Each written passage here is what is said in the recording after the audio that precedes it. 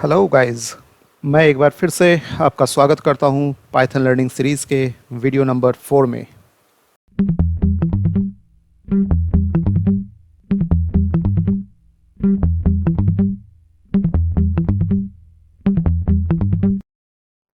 मैं इस वीडियो में सबसे पहले बात करूंगा इनपुट फंक्शन के बारे में। साथ ही में मैं एस्केप सीक्वेंस या एस्केप कैरेक्टर के बारे में भी बताऊंगा, और इनके अलावे हम लोग अर्थमेटिक ऑपरेटर्स या अर्थमेटिक ऑपरेशंस को भी प्रोग्रामिंग के थ्रू देखेंगे। तो चलिए बिना समय गवाए बात करते हैं इनपुट फंक्शन के बारे में। तो इनपुट पाइथन का एक ऐसा लाइब्रेरी फंक्शन है जिसके थ्रू हम लोग यूजर से इनपुट ले सकते हैं। मान लीजिए हमें दो नंबर्स को ऐड करना है, लेकिन वेरिएबल्स में स्टैटिक नंबर ना रखकर हम चाहते हैं कि रन टाइम में यूजर वेरिएबल्स में डेटा फिट करे। तो इसके लिए हमें इनपुट फंक्शन का यूज करना होगा। तो आइए अब हम प्रोग्रामिंग में इनपुट फंक्शन को देखते हैं। तो मैं यहाँ पर एक प्रोग्राम लिखता हूँ दो नंबर को ऐड करने का, लेकिन मैं यहाँ पर कोई भी स्टैटिक वैल्यू यूज नहीं करूँगा। मैं यहाँ पर इनपुट फंक्शन का यूज करूँगा ताकि रन टाइम में यूजर अपना वैल्यू इंटर कर सके। तो इनपुट फंक्शन का सिंटैक्स कुछ इस तरह का होता है। हमें इनपुट लिखना होता है और इनपुट के अंदर हमें कोई मैसेज लिख सकते हैं हम लोग। जैसे मैं लिख देता हूँ इंटर फर्स्ट नंबर। इस लाइन को कॉपी कर लेता हूँ और सेकंड इनपुट में वेरिएबल का नाम मैं बी कर देता हूँ। यहाँ इंटर फर्स्ट नंबर के जगह मैं इसे इंटर सेकंड नंबर कर देता हूँ। ठीक है। अब मैं एक प्रिंट स्टेटमेंट लिखता हूँ, प्रिंट सम इज, एक कॉमा सेपरेटर लगाते हुए मैं ए प्लस बी लिख देता हूँ। तो अब क्या होगा, जैसे मैं इस प्रोग्राम को रन करूंगा तो ये सबसे पहले हमसे फर्स्ट नंबर पूछेगा। तो मुझे एक फर्स्ट नंबर एंटर करना है। लेट्स से मैं 5 एंटर करता हूँ। उसके बाद ये सेकंड नंबर पूछ रहा है तो मैं यहाँ 2 एंटर करता हूँ। लेकिन ये करेक्ट एडिशन नहीं करेगा। ये इसलिए नहीं करेगा क्योंकि हम लोग जब कोई नंबर इनपुट फंक्शन के थ्रू एंटर करते हैं तो उसका डेटा टाइप स्ट्रिंग होती है। तो स्ट्रिंग होने के वजह से ये दोनों इनपुट को 5 और 2 को कॉन्कैट कर देगा, मर्ज कर देगा। इस वजह से आप देख सकते हैं यहाँ पे रिजल्ट 52 आ रहा है, जबकि इसे इसका सही रिजल्ट 7 है। तो जो मैं कह रहा हूं कि जब हम इनपुट के थ्रू कोई भी वैल्यू को एंटर करते हैं तो उसका टाइप स्ट्रिंग होता है। इसे मैं प्रोग्राम के थ्रू दिखाता हूं कि कैसे जो मैं कह रहा हूं कि ये इसका टाइप स्ट्रिंग होता है वो सचमुच स्ट्रिंग होता है कि नहीं। तो इसे देखने के लिए हमें क्या करना होगा, पाइथन का एक और फंक्शन होता है टाइप। टाइप फंक्शन का यूज करना होगा। टाइप के अंदर हमें वेरिएबल का नाम लिखना होता है, ये हमें टाइप रिटर्न कर देता है। मैं यहाँ लिख देता हूँ टाइप या डेटा टाइप ऑफ वेरिएबल ए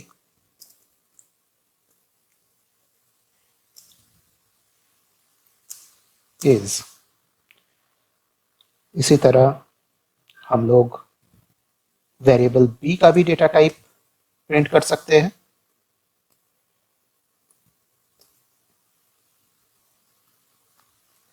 मैं दूसरे स्टेटमेंट में लिखता हूं data type of variable B is type B. चलिए इसे अब रन करते हैं।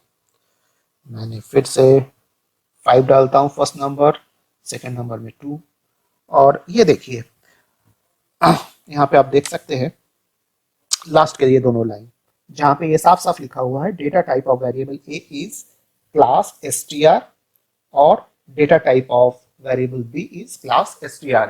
str मतलब string. Internally Python highly object oriented programming language है, तो ये बेसिकली क्लास का नाम रिटर्न कर रहा है. ठीक है, तो यहाँ पर हमारे जो भी इनपुट्स है उसका डेटा टाइप स्ट्रिंग है. तो हमें अब यहाँ टाइप कास्टिंग करनी होगी, जिससे 5 और 2 जिसका डेटा टाइप स्ट्रिंग है वो नंबर में कन्वर्ट हो जाए. इसके लिए हमें एक और फंक्शन का यूज करना होगा और उस फंक्शन का नाम है इंट.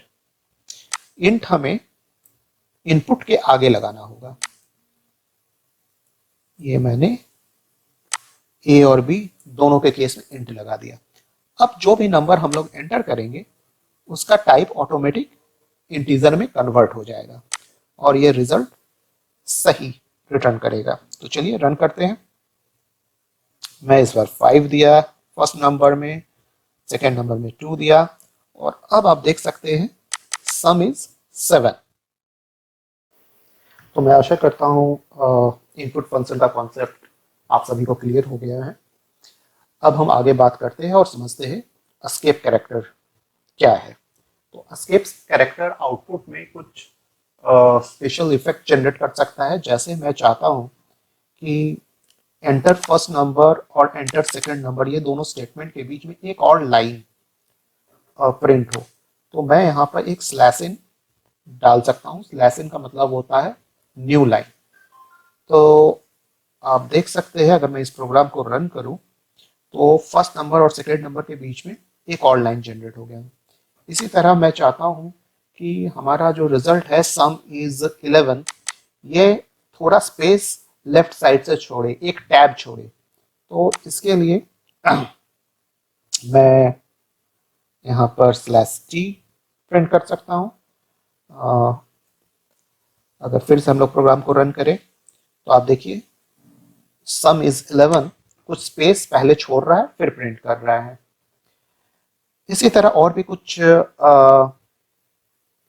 एस्केप कैरेक्टर्स होते हैं. जैसे मान लीजिए आपको इस प्रिंट स्टेटमेंट में एक डबल कोटेशन को प्रिंट करना है. तो अगर आप डबल कोटेशन मान लीजिए इस ए को मुझे डबल कोटेशन में रखना है, तो अगर आप डबल कोटेशन यू दे देंगे तो ये एक एरर थ्रो करेगा. देखिए मैं प्रोग्राम रन करता हूँ, एक सिंटैक्स एरर दे रहा क्योंकि आपका ये डबल कोटेशन आप बीच में ऐसे नहीं दे सकते हैं क्योंकि ये इसे फिर क्लोज मान लेता है और इतने पार्ट को वो प्रिंट स्टेटमेंट मान रहा है और इसके बाद जो है जो इंटरप्रेटर है वो कंफ्यूज हो जा रहा है. तो आपको अगर बीच में इस तरह के डबल कोटेशन या सिंगल कोटेशन देना है तो आप स्लैश के साथ दीजिए.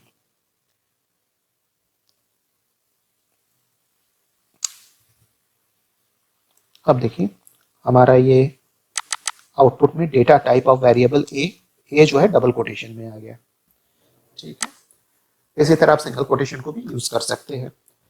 एस्केप कैरेक्टर के बारे में आप गूगल में भी सर्च कर सकते हैं. कुछ और एस्केप कैरेक्टर है जिसे हम कभी कभी प्रोग्राम में यूज करते हैं.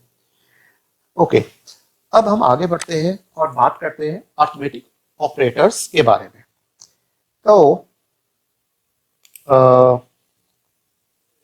पाइथन में बहुत सारे अरिथमेटिक ऑपरेटर्स है, मेरे ख्याल से 7. तो चलिए सभी को हम लोग एक एक करके देखते हैं. अगर मैं प्रिंट के अंदर लिखूं a प्लस बी, ए और बी हम ऊपर डिफाइन कर रखे हैं और मैं यहां लिख देता हूं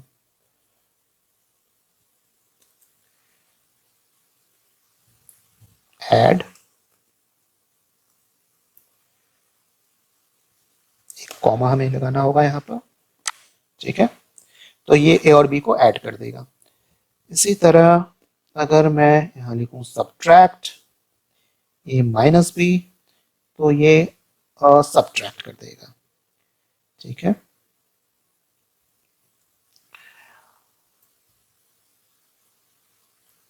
अब हम नेक्स्ट ऑपरेटर देखते हैं. नेक्स्ट है मल्टीप्लाई.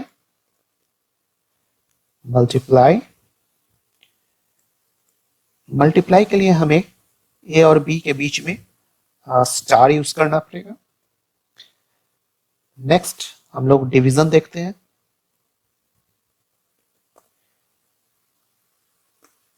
डिवीजन के लिए हम लोग स्लैश यूज कर सकते हैं। चलिए इस प्रोग्राम को रन करते हैं। अच्छा, एक सिंटैक्स एरर है, यहाँ पर मैंने कॉमा छोड़ दिया था। ठीक है, तो 5 और 7 हमारा इनपुट था, तो 5 और 7 के अकॉर्डिंग ये ऐड, सब्ट्रैक्ट, मल्टीप्लाई और डिवीजन का रिजल्ट दिया। आइए और नेक्स्ट ऑपरेटर्स को भी हम लोग देखते हैं। नेक्स्ट मैं चाहता हूं मॉडुलस। तो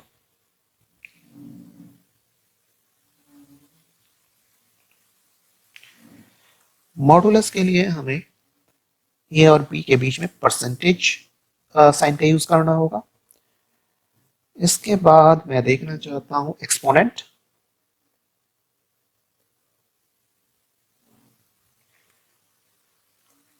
एक्सपोनेंट के लिए मुझे 2 बार स्टार, 2 बार एस्ट्रिक यूज करना होगा।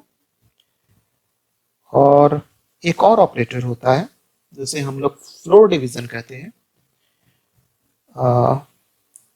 फ्लोर डिवीजन के लिए हमें 2 बार स्लैश यूज करना होता है। Floor division